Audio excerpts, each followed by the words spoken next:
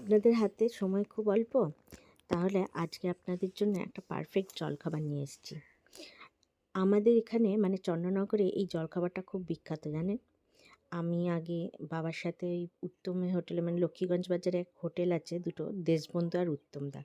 তো ওখানে গিয়ে এই কাবলি ছোলা সেদ্ধ আর বাটার টোস্ট দিয়ে, মানে কি আর কি পাউরুটি দিয়ে এটা খেতে দারুণ লাগে।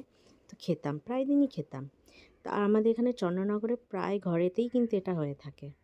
তো আর কিছুই না, আপনারা কাবলি ছোলাটাকে আগের দিন রাতে ভিজিয়ে রাখবেন। ভিজিয়ে রেখে আপনারা পরের দিন সকালে উঠে সেদ্ধ করে নিতে হবে। সেদ্ধতে কি কি দেবেন?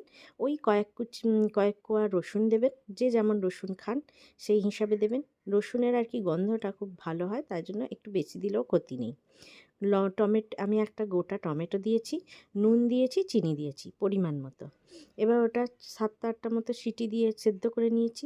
তারপরে কাঁচা পেঁয়াজ, ধনেপাতা, কাঁচা লঙ্কা দিয়ে ভালো করে মিক্স করে তাতে একটা বাটারের কিউব দিয়েছি।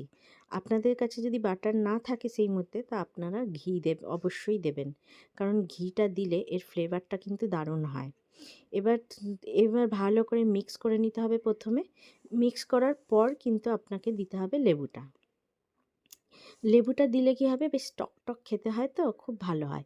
এবার যে যেমন আপনারা টক খান সেই হিসাবে নেবেন।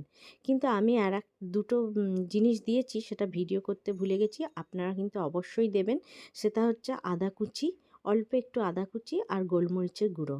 যাতে লেবু দেবেন তাতে একটু গোলমরিচের গুঁড়ো কিন্তু অবশ্যই দিতে হয়, তাহলে কিন্তু মানে ফ্লেভারটা বা স্বাদটা অন্য লেভেলে চলে যায়। এবার আমার মা কি করতো, একটা ডিমকে 4টে টুকরো করতো, করে আমাদের পাতের ওপরে দিয়ে দিত।